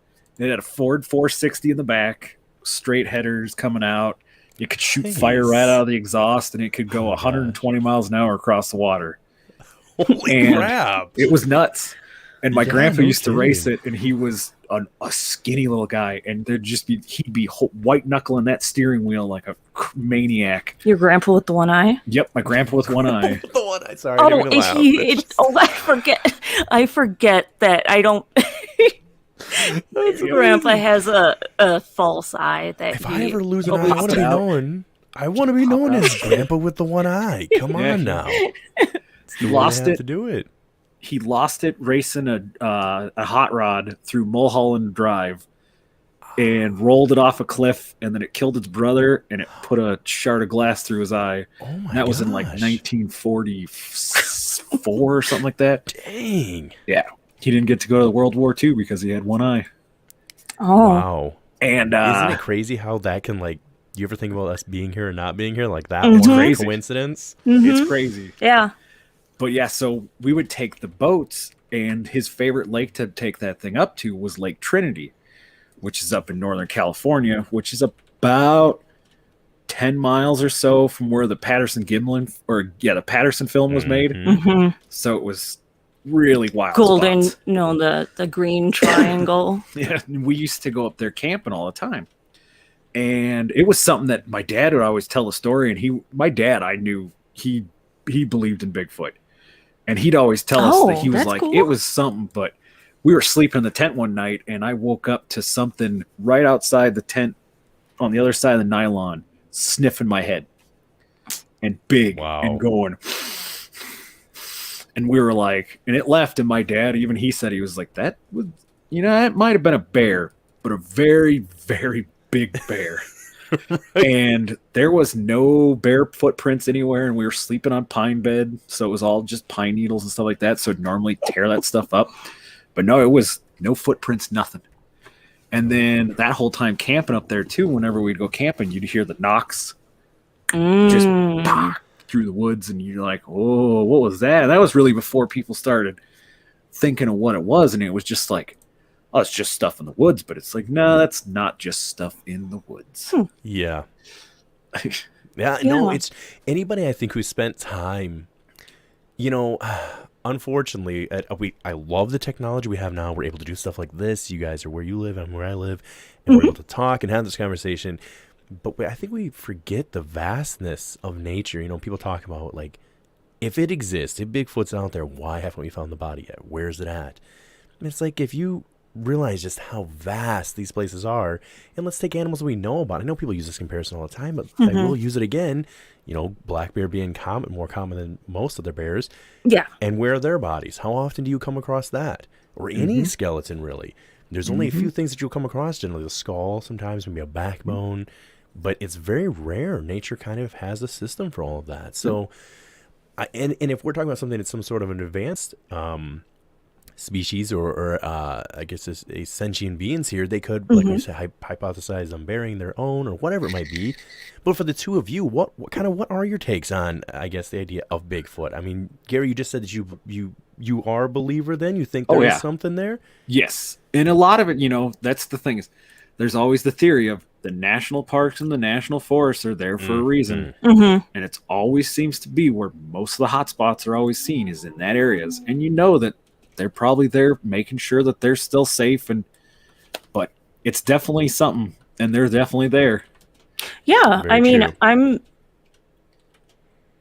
ahead, mean, I haven't had any, just because I haven't seen it doesn't mean that I don't think it's a possibility of it, something being out there. And I know the hollow earth theory is something around Bigfoot. But I do know a lot of specifically, the indigenous, Native Americans here in North America, or in the United States, I should say. Different tribes have different beliefs, but a lot of them spoke about a big hairy guy, and not this big hairy guy. But and also there's a lot of indigenous women that are missing, even currently to this day, at a higher rate that they are missing versus other ethnicities. And it's, what some tribes think is that Sasquatch is taking the ladies away from their tribes, and then they're going and having offspring with. So, I mean, I don't know. I'm definitely not going to say I don't believe in them, because look at the ocean, in the water, and how much of it is still to discover. And I mean, the globe all of the earth hasn't been discovered yet. So it's like, who knows? Who knows? I do think that's the only thing that bothers me about, and it can be in regards to the UFO topic, UAPs, whatever term you want to have for them, the phenomenon as a whole. I do love science, and I love things being scientifically backed or answered. The only time I do take issue with it is the whole, when they come in so confidently and say, we know for a fact that this is just all, hullabaloo, this is just people, it's psychosis, it's people making this up, and it's all these other terms they'll throw out there that sound nice, but in fact they don't really know. We don't know, right? It's kind of an improvable or provable thing, and until we have more information. Sure, the information seems to point towards we don't have the scientific evidence to say here it is, but at the same time, for those that have dedicated their life and researched it, my God, I'll tell anybody to go listen. If you have not, listen to, oh my gosh, I'm drawing a blank on the name of the podcast. They did a 5-part series, and I listened to all 13 and a half hours of it. I think it's called Astonishing Legends. I think it's what it's called, Astonishing Legends Podcast. If you look up their research that they did on the footage there, not too far from where your dad was working, I'm drawing a blank. What is the name of that? The Gimlin footage. Yeah. If you look up that, and I had just kind of wrote it off for Patterson Film. Thank you, the Patterson Film. I had kind of, for whatever reason, just tossed it off to the side at one point when I was younger, just being like, oh, I guess it was on the internet, probably faked, right? But I listened to that, and when they go into in-depth to understand how film photography was shot in that time, the reels that were used, how if you were to edit or do anything, there were clear-cut indicators that would show the editing. I have to say, I came away from those 13 and a half hours of listening to that and pretty much was sold that no matter what, that footage, whatever they videoed, was real. Yep. And we don't give that enough attention. I mean, really, that's kind of unbelievable. So I would recommend anybody who maybe is on the fence with that one, go find them. Astonishing Legends did 13 and a half hours on it, and they covered every aspect of it, and they covered the parts where some of the stuff was, people were trying to make some money, there was some stuff going on, but all of that was tracked and, receipts and different stuff. But the original footage, man, I still think it's kind of crazy to think that you could go look that up on YouTube and be like, that might have legitimately been the real deal. Which is like, the thing is, we take all the old technology for granted because of what we have today. We have a supercomputer in our pocket. Yeah. And it used to be where just the computer to have was the size of a tenth of room. that, Yeah, just to have a tenth of that technology in a computer would be the size of a building. You know, and of course, you know, who knows why that we were able to advance that fast, but that's always another debate for another story or time. But Al Gore said he invented the internet. that's right, Al Gore. Maybe he got it from Man Bear Al Pig. I love it. By the way, Brown Dot Thought says, well, if you are ever on the East Coast, come to Jersey. We have the freaky, eerie, crazy Pine Barrens. yeah. Yikes, it is scary. We can look for the Jersey Devil and its home right in my backyard. Yep. I've back in the day in my early 20s when I still drank and went to the bars, I was with my date at the time, and one of his friends was older than him, but he was a professor at the U of M, University of Minnesota. And different U of M. The history, like the Monster Quest, that was out maybe 10 years ago from the History Channel. There's one on the Jersey Devil, and he is a professor in that not that documentary, but that episode, he's in it. So, like, I thought it was cool that I was like, oh, it's like, we get to have drinks with this guy that was on the freaking Mothman episode. I was like, cool. Yeah. So it's like, I always love stuff like that. By the way, Brad says you can always, you have a place to stay with us if we fail, we go to the Atlantic City casinos and the shore. Sounds like a win-win. There you go. Tammy says, by the way, too, she said, I can recall someone back then saying that there was no reason for anyone to have a computer in their home. Yeah. Now, I mean, like she's saying, look at it now, essentially. Like, it's pretty unbelievable. Yeah. But have you guys, in your, I guess, adventures and escapades, have you ever had any sort of something while camping that you're like, just uncertain, maybe something that took place?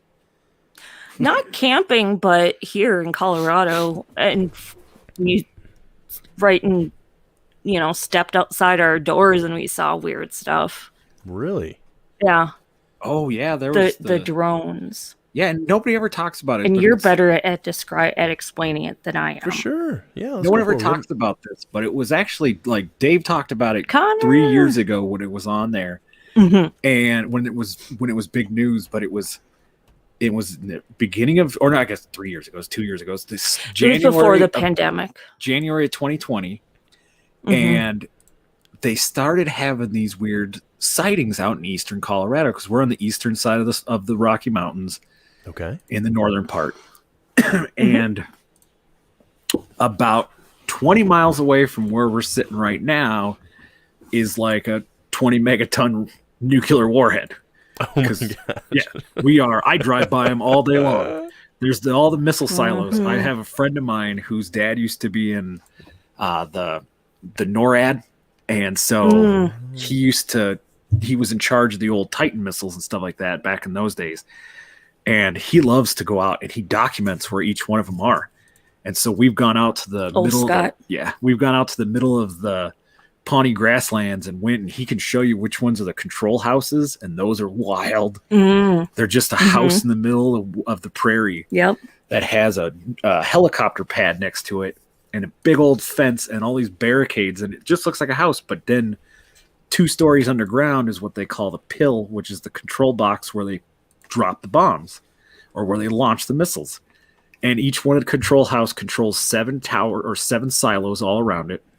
And so you'll be driving along and you'll see the military planes because they all come out of Warren's Air Force Base out of Cheyenne, Wyoming. And so they'll fly over and you'll see these Blackhawks just flying 20 yards above the ground, just heading out to the middle of the control houses. But what it started was all these people started hearing the weird of really large drones. And it wasn't just 1 or 2. It was like 15 of them all kind of just flying around in a grid. And they just kind of track back and forth like this and like that. And they'd go for a while and they'd come back and they'd come back. But there'd be 10 or 15 of them. And they were all about 6.5 feet in length. Oh, wow. These are big. These aren't your baby drones. They're not. And they flew for up to 6 hours at a time. Which even any drone out there right now can only fly for 15, 20 minutes. You know, really small. The batteries in these things had to be huge. But they would not stop. And they started slowly creeping across eastern Colorado until all of a sudden where we lived, which is kind of like the border of civilization before the prairie is, basically. And we saw them right off of our apartment patio. All of a sudden one night I got home and I said, oh my God, they're out there. Oh, you're good. Okay, Joe all day long. Okay, good. I'm just not sure. I just don't want to get in trouble. But there's been bombs tonight. Okay, I'm sorry. I swear a lot. I'm trying not to on YouTube. And but we look over and I'm like, they're freaking here. And I look out and oh my God, we got footage of them all over on my phones. We videotaped them. I think it's on my Instagram and stuff too from a year ago. But they just sat there and tracked back and forth across our neighborhood and across, and these were not airplanes, and you could hear them. They would show up night after night for like a week. So it wasn't just randomly you see a group. It would be they're back again tonight, and they would stay. It wasn't like they were landing and taking off another one. These would just constantly, and you could track one for about an hour, an hour and a half, until it would finally just dance its way across the horizon and off into nowhere. And at one point they were looking for like a control vehicle is what they thought they spotted out in the middle of the woods or in the middle of the prairie, but no one found that. The governor even started looking into it, and the FAA, because they didn't know who was flying these things, and nobody had any idea of who it was. There's people that think that they were a utility company is what they thought at one point, maybe mapping out like underground gas lines. Like we also have a lot of oil fracking out here, so they think maybe it was tracking that. But the biggest thing is that they all started over by where the silos were. Yeah. And they all started coming that way. And nobody knows whose technology it was, and everybody that's talked about it, all the freaking experts and the drone experts that were in the area were all saying that there is nothing on the market that can fly as long as these are flying. You know what that sounds like? Okay, we have two routes. Tammy's asking the obvious question. Do we think those were government? Sure, I don't know. Did anybody own up to that? Did any branch of the government say it's ours? Even the government was saying, no, we don't know what these are, which is, oh, sure, okay. I'll believe we're going to, But that's the thing is that, and then all of a sudden, poof, it just vanished like a fart in the wind, and no one talked about it ever again. And that's the thing. Yeah, it was on Colorado news, the governor making statements about it, and then people just forgot about it. I'll have to look up. Yeah, I was gonna say we could almost cover that on the SOR one time over the after hours, because that's what I was thinking too. Because there is footage. Like I have, it's very bad filming of it, but you can still see, you can still see like lights, and it's just. You know what? I always joke. You guys remember the cartoon? You ever seen the cartoon Chicken Little?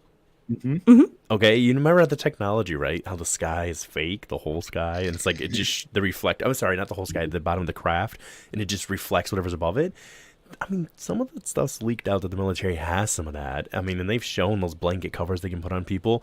But I've always joked that, like, if there are things that they're flying around, instead of being seen, wouldn't you just do that almost? Like, they're like, almost got the technology, but they gave us too much credit. Like, okay, we're just going to send down drones, but they messed up and, like, let them last for 6-7 hours. So they're like, crap, they're still too good. Yep. Like, it's that, like, the glitch in the Matrix. There's just something that's weird. Well, the other day I was down in Denver, and I was driving back up, and I have this on my phone too. And at first I thought it was helicopters. And I was like, there's these helicopters, but then I realized, no, that's way too big to be a helicopter. That looks like a giant plane. And it was completely stationary in the air, just hovering there. Lights were blinking, no movement. And I'm driving up the road going, I was driving up the road. I think I was listening to either Dave or I was listening to Art Bell on my freaking Spotify. And, One of the two. and I'm looking over and I'm like, that plane is not moving. And it's right next to down the street from DIA. And, you know, you'll see them stack up waiting for the landing because it's slowing down or whatever. And they can fly slow, but you can tell they're moving. And these ones weren't moving. They were completely stationary. And I was like, I saw one and I'm like, oh, that's weird. And I started coming up over the hill and there's another one. Oh, that's weird. And I caught 4 of them in a row, just completely stationary the entire time I filmed them while I was passing. And I drove 1/4 mile from them. And I, right on my phone while I'm driving.